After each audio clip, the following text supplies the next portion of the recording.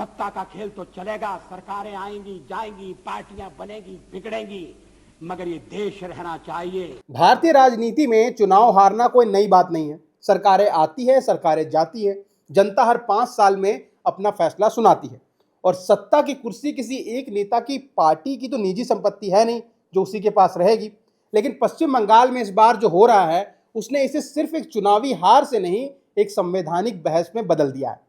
ममता बनर्जी जो पिछले 15 साल से बंगाल की राजनीति का सबसे बड़ा चेहरा रही है, चुनावी नतीजों के बाद कैमरे के सामने आई और उन्होंने साफ कह दिया कि हम हारे ही नहीं हैं तो मैं इस्तीफा नहीं देने वाली।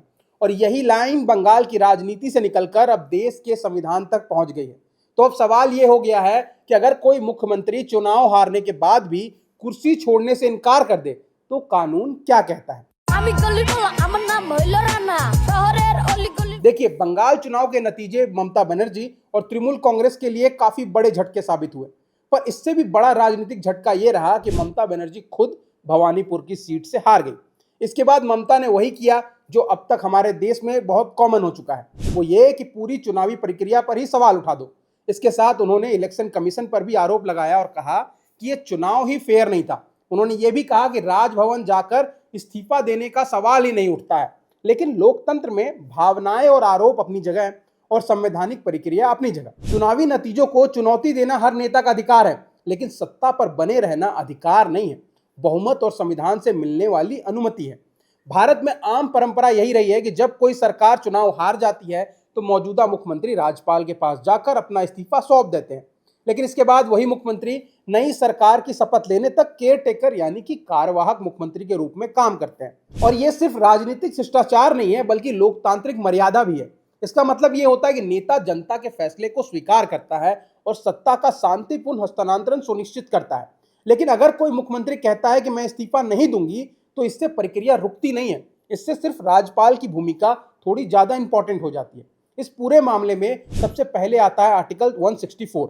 संविधान का आर्टिकल 164 कहता है कि मुख्यमंत्री की नियुक्ति राज्यपाल करते हैं और बाकी मंत्रियों की नियुक्ति मुख्यमंत्री की सलाह पर होगी। इसी आर्टिकल में यह भी कहा गया है कि मंत्री जो है वो गवर्नर के अनुमति तक ही पद पर रह सकते हैं। आसान भाषा में इसका मतलब यह है कि मुख्यमंत्री और मंत्रिपरिषद राज्यपाल की संवैधानिक व्यवस्था के तहत ही पद पर रहते हैं, लेकिन शक्ति मनमानी नहीं हो सकती। राज्यपाल किसी चुनी हुई सरकार को सिर्फ राजनीतिक पसंद या नापसंद के आधार पर नहीं हटा सकते।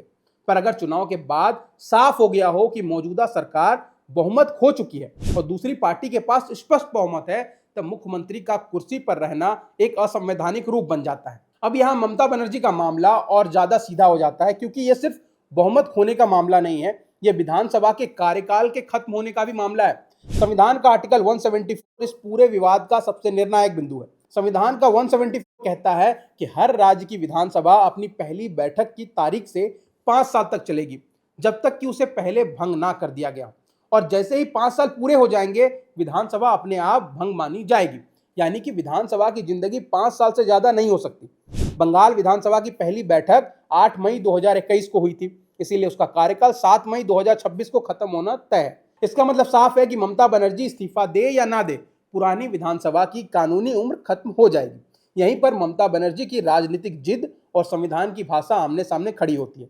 ममता कह सकती है कि चुनाव गलत हुआ है, वो कह सकती है कि वोटर लिस्ट में गड़बड़ी हुई, वो इलेक्शन कमीशन पर भी सवाल उठा सकती है, वो कोर्ट जा सकती है, वो चुनाव पिटीशन दाखिल कर सकती है। लेकिन इन सब के बावजूद वो मुख्यमंत्री की कुर्सी पर बनी नहीं रह सकती, क्योंकि मुख्यमंत्री पद की वैधता विधानसभा बहुमत और संवैधानिक कार्यकाल से आती है। जब विधानसभा का कार्यकाल खत्म हो रहा है और जनता ने नया बहुमत दे दिया है, तब चुनाव को चुनौती देने का अधिकार अलग है, पर चुनाव हारने के बाद सत्ता पर बने रहने का दावा बिल्कुल अलग चीज है। अगर ममता बनर्जी इस्तीफा देने से इनकार करती है तो राज्यपाल के पास विकल्प मौजूद है। राज्यपाल उनसे इस्तीफा मांग सकते हैं। अगर वो तब भी नहीं मानती तो राज्यपाल मौजूदा सरकार को डिसमिस कर सकते हैं। हालांकि ये कदम गंभीर होता है और इसे अंतिम विकल्प के रूप में देखा जाना चाहिए। लेकिन ऐसी स्थिति में जब चुनाव परिणाम घोषित हो चुके हैं, नई विधानसभा बनने वाली है और बीजेपी के पास साफ बहुमत है, तो राज्यपाल नई सरकार की गठन की प्रक्रिया शुरू कर सकते हैं। नए चुने हुए विधायक शपथ लेंगे, बीजेपी विधायक दल अपना नेता चुनेगी और राज्यपाल उस नेता को मुख्यमंत्री पद की शपथ दिलाएंगे। इसीलिए ममता बनर्जी का यह बयान राजनीतिक रूप से भले ही अपने सपोर्टर्स को संदेश देना हो, और ये हकीकत में ऐसा ही है, वो बस चाहती है कि गवर्नर उनको बर्खास्त करे जिससे वो संदेश भेज पाए कि वो हारी नहीं है, उनको हराया गया है। अब आपकी इस वीडियो पर क्या राय है, कमेंट सेक्शन में हमें जरूर बताइए। और अगर आपको ये वीडियो पसंद आया है तो उसको लाइक करें, सब्सक्राइब करें बजरबट्टू दुनिया को।